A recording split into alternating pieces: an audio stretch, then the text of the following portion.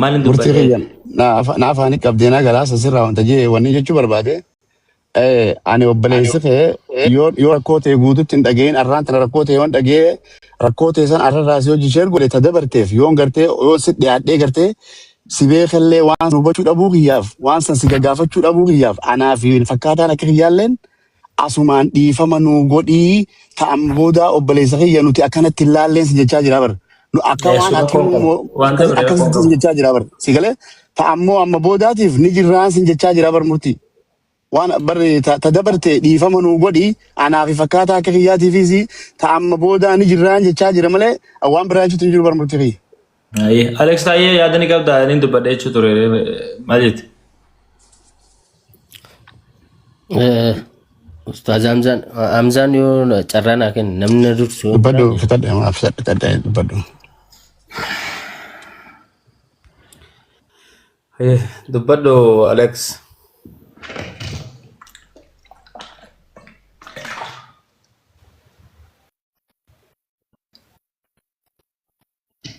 Dubbadhu Alex taayee dubbadhu achi booda waan hin dubbadhuun qabaatite. Ayyee galatooma. Assalaamu alaikum warahmatullahi wabarakatuh. Hundi keessanuu galatooma carraa kana kennu keessanii fi hangan danda'etti gaggabaabsee dubbachuun barbaada. Yoon karaarraa maqe naaf kolcha yookaan na sirreessa. Jalqaba irratti ka'umsi dubbii kana bakka kam ture maalirraati gara kanatti dhufe waan jedhurraa namni dubbate hin jiru. Cina deddeema namni keenya dhugaa walitti himuu danda'uu qabna hanga dandeenyutti. Yeroo baay'ee dhugaan ni hadhoofti. Haadhaa iyyuu malee namni osoo dhugaa dubbate gaariidha jedhee tana mana. Kanaaf jalqaba wanni gara kanatti nu fide murtii miyuutii godhadhu. Namni kaan miyuutii godhateera waan ta'eef nama kaan miyuutii godhannee dhaggeeffanna. Waa'ee obboleessa keenya Abdii Raggaasaatiin gama kanatti dhumne. Dhimma Abdii Raggaasaa irratti ejjennoo anii fi murtiin qabnu wal fakkaataadha. Kana jechuun adeemsi obboleessi keenya Abdii Raggaasaa gara amantii Islaamaatti dhufuu isaatiin akka obboleessa Islaamaa tokkootti ni gammanna hundi keenya iyyuu yaa. Garuu adeemsi inni deemuu fi kallattiin ittiin deemu akkaataa inni itti dubbatu akkaataa inni itti daawaa godhu irratti waliin gallu. Kaan isa deeggara kaan nuti immoo an akka kootti ani isan deeggaru sirrii miti kallattiin isaa daandiin isaa sirrii miti jedhee tana mana murtiinis ejjennoo akkasii qaba ture. So abdiin karaa sirriirra hin jiru. Namoonni amantii Islaamaa keessatti beekumsa qaban ilmii kana qara'an hadiisa beekan quraana beekan haa dubbatanii daawaa haa godhanii ejjennoo jedhuun gadi baane miidiyaa hawaasaa irratti. Sababni nuti gadi baanee fi sababa abdiin ajandaa waa'ee amantii kana miidiyaa irratti fideefi malee suusii ajandaa hin qabnu. Beekamtiis feemasummaas yoo ta'e har'a abdiidhaan miti kan argannu. Laayikiiniif koomentiin biyya keessatti akka hin gurguramne maallaqatti akka hin jijjiiramne hundi keessan ni beektu. Warri biyya hambaa jirtan warri biyya keessa jirtan sirriitti beektu jechuudha. San irratti viidiyoon hojjete irratti yaada kennine. Yaadni nuti kennine wal fakkaata. Boodarra garuu karaa murtiin deemaa ture naan taane an daboo waan madhees miti daboo deemees miti guuza namni na yaammatee miti guuza namaaf deemees miti of ta'een yaada natti fakkaatu dhiyeessa. Akkamittan dhiyeesse an Alex taayee kaleessa maatii kootii waliin obbolaa kootii waliin firoota kootii waliin hordofaa amantii ortodoksiin ture. Ortodoksii keessaa sanbat tamaarii kan takkaa guyyaa tokko bataskaana ooleen beekne. sigale gaafa umriin kiyya guddataa dhufu barreeffama wayii barreesseen ture Facebook irratti warri argitan tajaajiluu dandeessu. Akkuma umriin kee dabalaa deemuun sammuun kee gaafataa ta'aa deema. Ani immoo xiqqummaa kiyyarraa gaaffiin gaafadha. Kun akkamitti akkas ta'e kun akkamitti akkas ta'e waa hunda keessa galuun barbaadu namoota dhimmi sun ilaallatu gaafachuun jalqabe deebii gahaan arganne naannawa keenya musliimatottu baay'inaan jiru waan ta'eef sheekota ulamoota gurguddoo gaafachuun jalqabe. Akkas islaamummaan akkana wal bira qabu jechuudha. Wal madaalchiseetan kan naa ta'e islaamummaan naa ta'ee jaaladhee filadhee gara islaamummaatti dhufe. Gaafan islaamummaatti dhufu ani akka har'aa kana faashina amma ba'e kana TikTok irratti dhufee iimoo irratti deemee miti kanan shaadaa qabadhe. Of agarsiisee miti. Giiftii fudhadhee miti. Dhoksaadhaan maatiin kiyya osoo hin beekin namni safaraa osoo hin beekin deemeetan shaadaa qabadhe dhoksaadhaanan sagadaa turen. Abbaa kiyya waan an kabajuuf faanan sodaadhu. So akkaataa nuti itti gara islaamummaatti dhufnee fi akki amma jiru kun sirrii mitii. Sirraa'uu qabaa. Boru namni amantii jechuudhaaf illee karaan qabnuuti. Karaan kun sirraa'uu qabaa. Warri nurra beektan gorsaa jenneet dura dhaabbanne. Osuma nu wajjin deemuu murtiin karaarraa maqe. Karaarraa gaafa maqu nuti amantii islaamummaa jaaladhee filadhee itti dhufe waan ta'eef gaafa tuqamu na dhukkuba. Hanga duriyyee ta'ullee hanga fedhe islaamummaa irratti hojjechuu baadhullee daawaa gochuu baadhullee islaamummaan gaafa tuqamu arguun fedhu jechuudha. Kanaafi biraan deebi'an. Jalqabni dubbii bakka kana. Waa'ee murtiittan deebi'a. Murtiidhaa wajjin waliin nyaannee dhugneerra. Wanta baay'ee wajjin dabarsineerra. Hiriyummaa ajaa'ibaa wajjin qabna. Yeroo baay'ee wal lolleerra, walitti buuneerra. Yaada isaa ilaalcha isaa keessaa waan hin deeggarreen qaba. Waan natti hin tolle ni jira. Garuu waan waliif nun galchine dhiiseetan namummaa isaa wajjin jiraadha. Murtiin nama garraamiidha. Nama namaaf yaadudha. Nama waan qabu nama wajjin qooddatee nyaatudha. Bakka rakkootti nama sirraa namni nama si birmatudha. Ni jarjara. Amala isaa keessaa dadhabinni isaa inni guddaan ni jarjara. Miira keessa galeet miiraan deema. Bakka akkanaatti irraa nafaan. Bakka wajjin jiraachuu qabutti wajjin jiraadheen bakka akkanaatti irraa hafa. Waan amma dubbachaa ture guutuun isaa sirriidha. An yeroo tokkoo fi lamaa ol walitti buuneerra isiniin jedheera. Sababa walitti buuneef garuu dhugaa isaan dhoksu. Ammas taanaan yaadanni amma deemsisaa jiru kana itti waliin galu. Garuu dhugaa isaan dhoksu. Akkamittan hin dhoksu? Akkamitti immoo irratti waliif hin galu isiniif hin ibsu. Tokko ani gaafan amantii islaamaatti dhufu haadha kiyya, abbaa kiyya, obbolaa kiyya, firoota kiyya warra gaafan dhukkubsadhu mana yaalaa na geessan gaafan beela'u na nyaachisan jara dhiiseetan rabbitti of kennee dhufe gara islaamummaatti. Rabbitti amaneetan dhufe.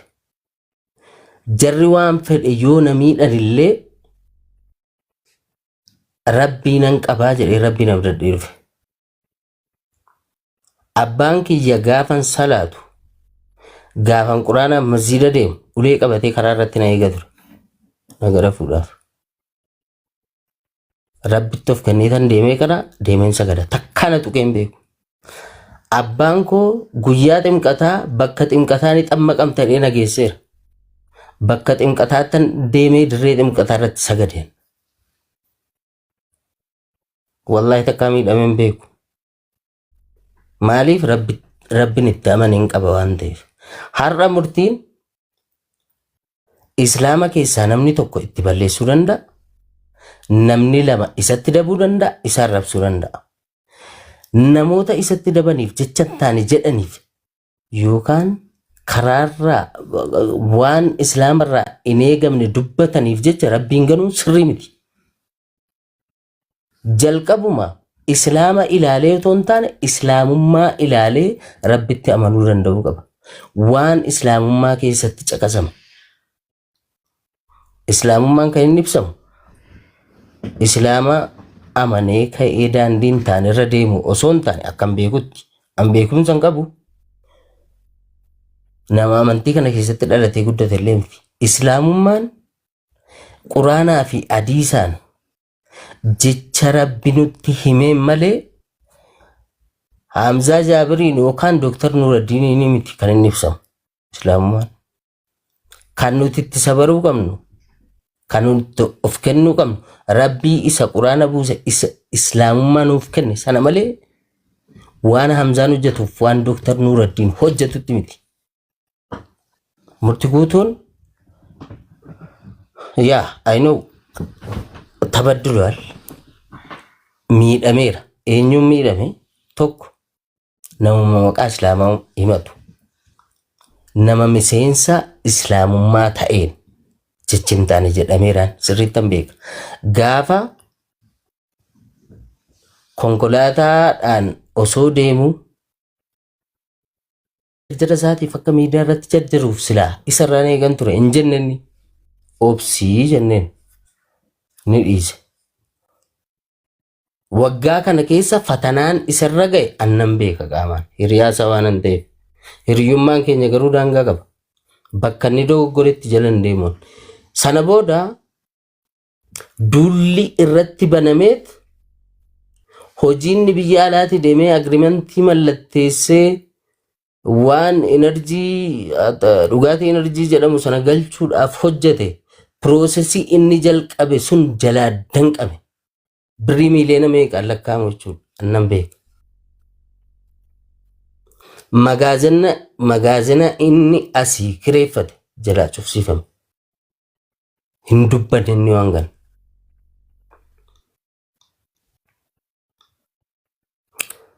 Qarshiin laayisensii sana baafachuudhaaf Dubaay diresii deeme hundi keessanii beektu jechuudha.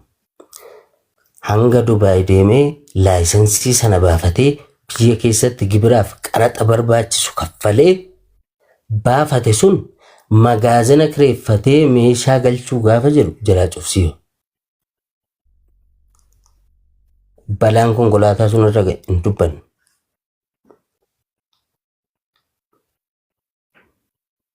Qarshii gamaas gamanaas maalis hiriyoota isaarraas namas jaallatanurraas fudhatee namni kaleessa konkolaataadhaan deemuu isaa beeku sun har'a gaafa inni lafa deemu arguu waan hin barbaanneef konkolaataa biraa fudhatee liqeeffatees ganaa liqii kaffaluufis jiraachuu mala. I don't know.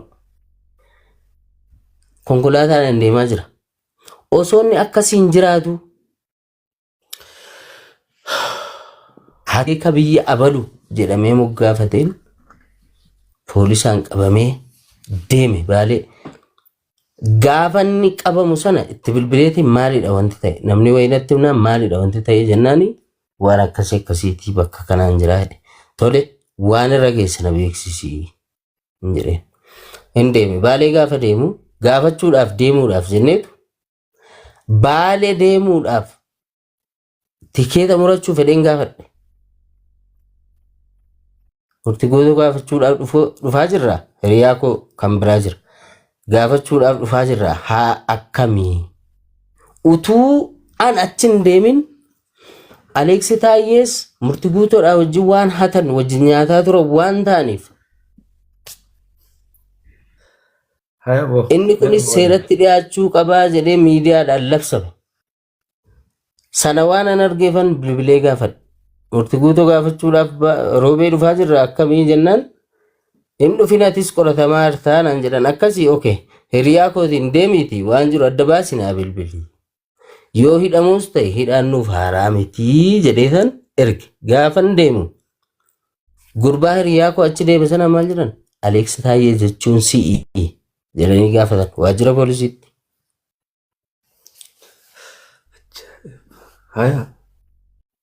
Sana booda okay erga akkas ta'e at least an ala taa'ee namni kun nama hin qabu nama isatti duulu malee nama isaaf sagalee taa'aa jiru hin jiru.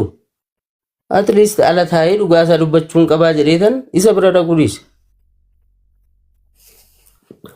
Isa bira dhaquu dhiisnaan an dhaqee qabamuu dhiisnaan kiyyoo jaraa keessa galuu dhiisnaan Sheekni Roobee maal jedhee maxxanse.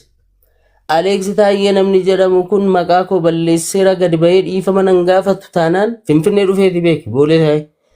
Dhufee dhiifama nan gaafatu taanaan seeraan akkanaa gaafatamu. Kabajaan hin gaafadhaa jedhee maxxanse Facebook irratti screenshootii isaa isinii fiduu nan danda'a. Okay. Akkasii erga akkas ta'e murtii guutuu kan qabee jiru seera. Yakka inni hojjeteen kan gaafachuu danda'u seera malee Sheekni Roobee gadi bahee bakka mana murtiitiif abbaa langaa bu'ee maqa balleessiidhaa fi ibsa irratti kennuu hin danda'u warra qaama seeraa bakka bu'ee jecha hin taane isaaf jedhu kun seeraan gaafatamuu qabaa jedhee dubbii gaafan itti garagalchuu na dhiisan.